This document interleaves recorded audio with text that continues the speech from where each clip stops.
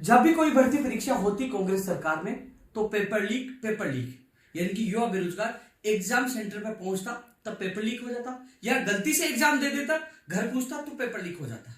लेकिन भारतीय जनता पार्टी सरकार ने गारंटी दी कि हमारी सरकार आएगी तो पेपर लीक नहीं होगा। और आपने देखा होगा, जब मुझे टिकट दिया गया तो पहला मेरा बयान था पेपर लीक माफिया को नहीं बख्शा जाएगा। यशस्वी प्रधानमंत्री जी आए, उनका बयान था पेपर लीक माफिया को नहीं बख्शा जाएगा।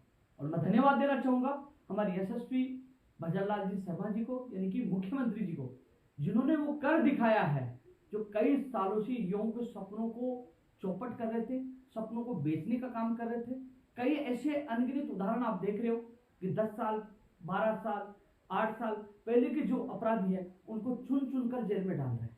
एसआई भट्टी में पेपर लीक हुआ, हमने भी शहीद स्मारक का धरना प्रदर्शन किया, आवाज उठाई, लेकिन अब युवाओं को लग रहा है कि हमारे साथ न्याय होगा।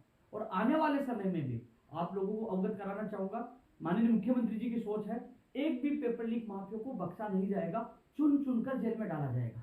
कई बड़े लोग पकड़े जाएंगे और युवाओं के साथ न्याय होगा।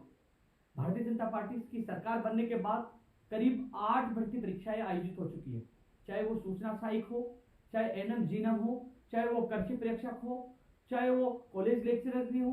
कई ऐसी जो भर्ती परीक्षाएं, करीब 7 से 8 भर्ती परीक्षाओं की एग्जाम हो चुकी है। कभी आपने सुना पेपर लीक की चर्चे सुने? नहीं, क्योंकि पिछली सरकार ने पेपर लीक में नंबर 1 स्थान प्राप्त किया था और युवाओं के आक्रोश उनको ले डूबा था और भारतीय जनता पार्टी को पूर्ण बहुमत दिलाने में युवाओं ने अहम भूमिका निभाई थी।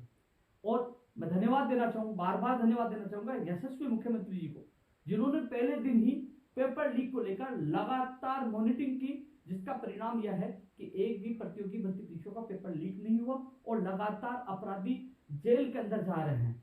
और आने वाले समय में भी आपको कई अपराधी जेल के अंदर जाते हुए दिखाई देंगे, क्योंकि मुख्यमंत्री जी के स्पष्ट निर्देश हैं कि एक भी पेपर लीक माफिया को बख्शा नहीं जाएगा और पेपर लीक नहीं होनी चाहिए, ये अधिकारी को निर्देश दिए हैं। इसलिए मैं प्रदेश के लाखों युवाओं की तरफ से यशस्वी भजनलाल जी शर्मा जो राजस्थान के मुख्यमंत्री हैं, उनके आने के बाद अनेक आयाम स्थापित हुए हैं।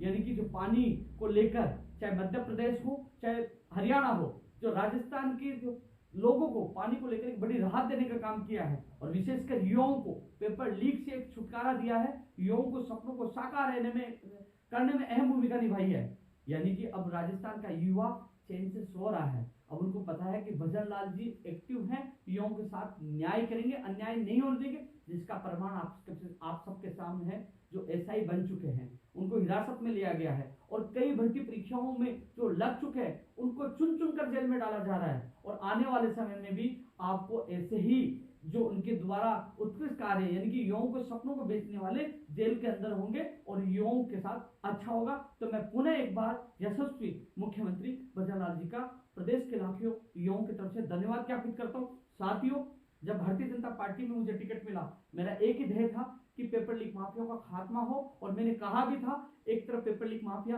की सरकार है, दूसरी तरफ भारतीय जनता पार्टी है, जिनके बीच में चुनाव हो रहा है। और आज मुझे खुशी है कि मैं उस पार्टी से चुनाव लड़ा जिस पार्टी ने पेपर लीक माफिया को खात्मा करने के लिए कठोर कदम उठाए हैं और जेल में डालने का काम कर रहे हैं। मैं सौभाग्यशाली हूँ, मैं विश्व की सबसे बड़ी पार्टी का सदस्य हूँ और इस पार्टी के लिए मैं काम कर रहा हूँ।